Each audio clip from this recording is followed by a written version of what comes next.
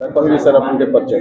ମୋ ନାଁ ଲମ୍ବୋଦର ପାଣିଗ୍ରାହୀ, ସେବାନିବୃତ୍ତ ଅଧ୍ୟକ୍ଷ, ବ୍ରହ୍ମପୁର ସିଟି କଲେଜ। ଏ ମାଟିର ମୁଁ ସନ୍ତାନ। ଆଜି ଆସିଥିଲେ ଏଇ କାର୍ଯ୍ୟକ୍ରମ କେମିତି କ'ଣ ଅନୁଭବ କରୁଛନ୍ତି ଏବଂ ଆଭିମୁଖ୍ୟ କ'ଣ ରହିଛି? ଏହି କାର୍ଯ୍ୟକ୍ରମ ସାହିତ୍ୟ ଏକାଡେମୀ ଆଉ ଲୋହରାଖଣ୍ଡି ସାହି ସଂସଦର ଉଭୟ ଯୌଥ ପରିଚାଳନାରେ ଏ କାର୍ଯ୍ୟକ୍ରମ ହେଇଛି।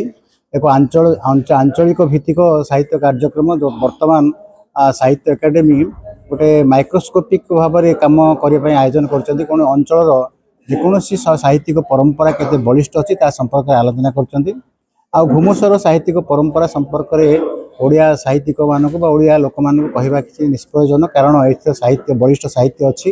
ଉପେନ୍ଦ୍ର ଭଞ୍ଜଙ୍କ ଠାରୁ ଆରମ୍ଭ କରି ସାମ୍ପ୍ରତିକ କାଳ ପର୍ଯ୍ୟନ୍ତ ଏଠି ସବୁ ସାହିତ୍ୟର ସବୁ ପ୍ରରୂପରେ ଲେଖନୀ ଚାଳନା ଚାଲିଛି, ଅବ୍ୟାହତ ଚାଲିଛି ଏବଂ ଏହି ପ୍ରକାର ବିଭିନ୍ନ ପ୍ରକାର ସାହିତ୍ୟିକ ଅନୁଷ୍ଠାନ ମଧ୍ୟ ଏହି ଅଞ୍ଚଳରେ ତାଙ୍କର ସୁନାମ ସୃଷ୍ଟି କରିଛନ୍ତି। ଯେମିତିକି ଆମର ବହିତ୍ର ପ୍ରକାଶ ପାଉଥିଲା ଭଞ୍ଜ ଯୁବ ସାହିତ୍ୟ ସଂସଦ ତରଫରୁ ଏବଂ ବିଭିନ୍ନ ପତ୍ରପତ୍ରିକା ପ୍ରକାଶ ପାଉଛି। ଏଠି ଗଳ୍ପ ସାହିତ୍ୟ, କାବ୍ୟ, ନାଟକ, ଅନୁବାଦ, ଇଂରାଜୀରୁ ହିନ୍ଦୀକୁ, ହିନ୍ଦୀରୁ ଓଡ଼ିଆକୁ ଏହିସବୁ ଅନୁବାଦ ସାହିତ୍ୟ ଚାଲିଛି। ତେଣୁ ନାଟକୀୟ ପରମ୍ପରା ଏବଂ ଲୋକ ସାହିତ୍ୟ ପରମ୍ପରାରେ ଭଞ୍ଜ ମାଟିର ଗୋଟେ ସ୍ୱତନ୍ତ୍ର ଆକର୍ଷଣ ଅଛି ଏବଂ ଏଠି ବହୁ ଲୋକକବି ଦଣ୍ଡନାଟ ସମ୍ପର୍କରେ ବହୁ ରଚନା ସୃଷ୍ଟି କରିଛନ୍ତି। ସେ ଇଂରାଜୀର ହୁଅନ୍ତୁ ବା ବେଲଗୁଣ୍ଠା ଯୋଗୀମଳିକଠୁ ଆରମ୍ଭ କରି ଚୈତନ୍ୟ ସାହୁ ଗାଲେରୀର ସବୁ ଲୋକନାଟକ ରଚନା କରିଛନ୍ତି। ତେଣୁ ଏକ ସାହିତ୍ୟିକ ପରମ୍ପରାରେ ଏକ ସାହିତ୍ୟ ସୃଷ୍ଟି କେମିତି ହେଇପାରେ ତାକୁ ରକ୍ଷା କରିବା ପାଇଁ ବର୍ତ୍ତମାନ ଯୁବପିଢ଼ି ଉଦ୍ୟମ କରୁଛନ୍ତି ଏବଂ ଏହି ଅନୁଷ୍ଠାନ ମଧ୍ୟ ଲୋହରାଖଣ୍ଡି ସାହି ସଂସଦ ମଧ୍ୟ ତାକୁ ଆହୁରି ଟିକେ ଆଗକୁ ନେବା ପାଇଁ ପ୍ରୟାସ ଜାରି ରଖିଛି।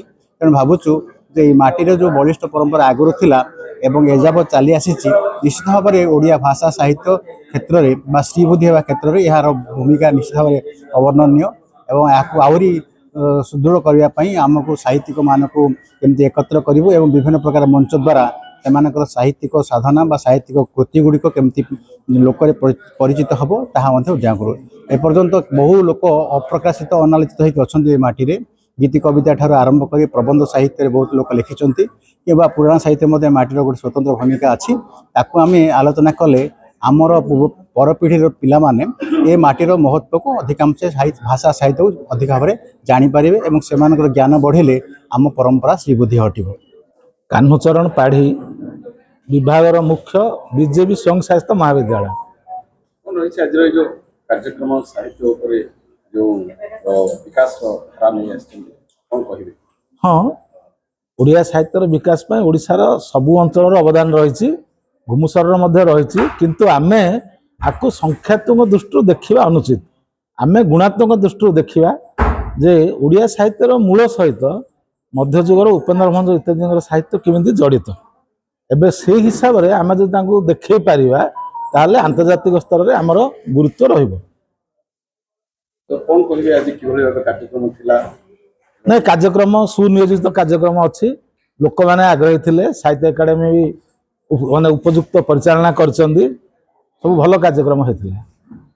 କିଛି ଏଇ ଅଞ୍ଚଳର ମଧ୍ୟ ଯେଉଁ ଦାୟଦ ଭାବେ କିଛି ସୃଷ୍ଟି ହେବାର ଅନୁଭବ କରୁଛନ୍ତି ଯାହାକି ସାହିତ୍ୟର ମାଟି କ'ଣ?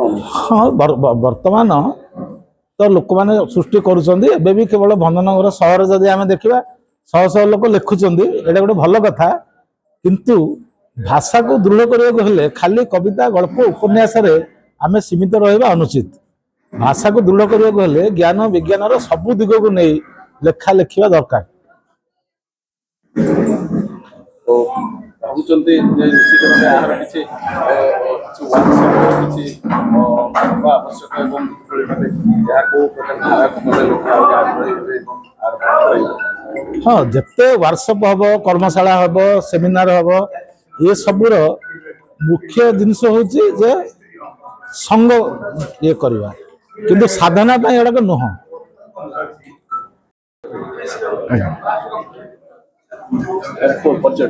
କୁହନ୍ତୁ ଆଜିର କାର୍ଯ୍ୟକ୍ରମ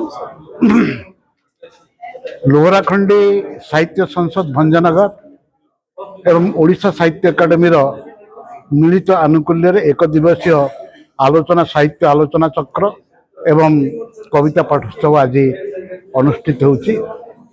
ବିଶେଷ କରି ଆମେ ଅତ୍ୟନ୍ତ ଆନନ୍ଦିତ ଯେ ଉତ୍କଳୀୟ ପରମ୍ପରାର ଯେଉଁ ସାଂସ୍କୃତିକ ସାହିତ୍ୟିକ ଏବଂ ଐତିହ୍ୟ ସମ୍ପନ୍ନ ଭୂମିର ଯେଉଁ ବଳିଷ୍ଠତା ରହିଛି, ଯେଉଁ ବୈଚିତ୍ର୍ୟ ରହିଛି, तार आधार ताकू ही आधार करी भंजनगर बा घुमुसर अंचल स्रष्टा माने सेमानकर अनुभव तीव्रता को नहीं साहित्य सृष्टि कर चलते जो आम साहित्य आलोचना क्षेत्र में जो सामग्रिक भाव ओडिशार कथा चिंता करुचु आंचलिक स्तर बहु लेखक बहु स्रष्टा अवहेलित हो रही जाती तेणु से कृति को कीर्ति को लोकलोचन को आनिबा एवं सेमानंकर सृष्टि को आहुरी परिमार्जित कर गढ़ी तोलिया जो प्रोत्साहन आवश्यकता रही दीर्घ किछि वर्ष धरी लोहराखंडी साहित्य संसद ताकू प्रेरणा दे आसी एवं तार साधु उद्यम सहित ये अंचलवासी गोटे अकुंठ सहयोग रही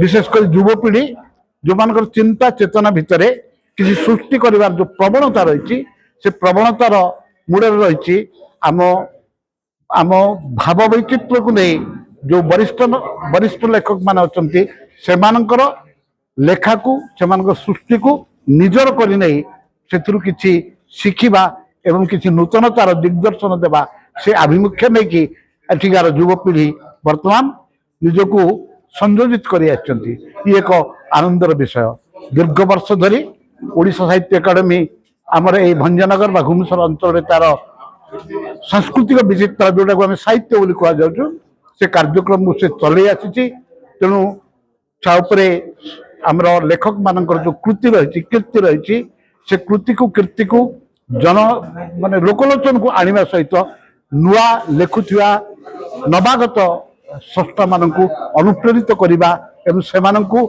मुख्य स्रोत में सामिल करी एक सांस्कृतिक वातावरण एक साहित्यिक वातावरण सृष्टि करने जहाँ आम ऐतिह्य परंपरा सहित जड़ित एवं नूतनतार दिग्दर्शन से क्यों भली भाव में प्रोत्साहित करुच्ची ता सहित निजक संपर्कित करी किसी नूतनतार स्वादु चखैबा ओडिया बाणी भंडार को ता जरिया समृद्ध करने यही उद्देश्य ये साहित्य संसदीय कार्यक्रम भंजनगर में चले ता भितर लोहराखंडी साहित्य संसद अन्यतम जे अनेक समय अनेक कार्यक्रम करी अनेक समय अनेक किसी कार्यक्रम करी लोक भितर गोटे चेतनार आलोक जाली आसी।